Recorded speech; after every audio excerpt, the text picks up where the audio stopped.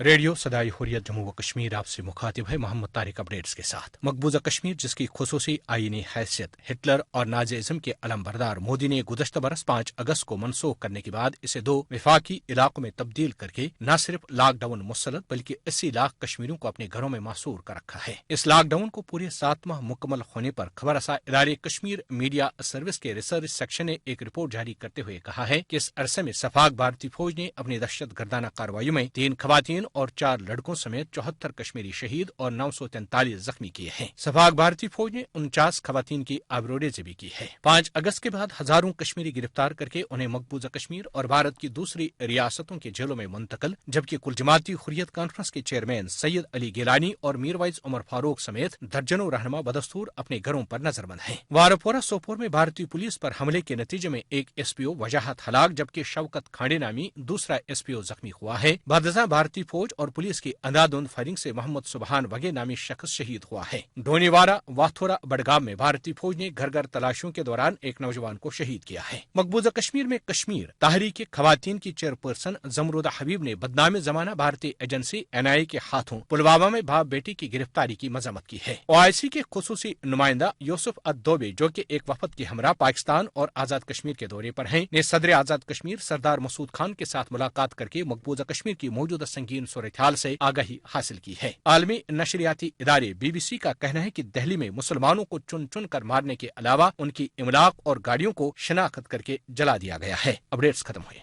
दिल्ली के मुस्लिम कुश फसादात पर फिस्ताई मोदी हुकूमत के खिलाफ एहतजाजी मुजाहरे जारी हैं। लोग इसका जिम्मेदार बीजेपी और खासतौर तड़ीपार अमित शाह को करार देकर उससे इस्तीफा का मुतालबा कर रहे हैं। आइए सुनते हैं। हमारे देश में कांग्रेस पार्टी की तरफ से प्रोटेस्ट रखा गया है। इसमें गृह मंत्री जी अमित शाह को इस्तीफा देना चाहिए। कोई गृह मंत्री अमित शाह इस देश के अंदर अच्छा काम नहीं कर रहे। हमारे देश के अंदर गृह मंत्री दिल्ली में रहते, प्रधानमंत्री दिल्ली में रहते और केजरीवाल सीएम दिल्ली में रहते, वहाँ जहाँ दंगा होता है वहाँ कोई नहीं जाता।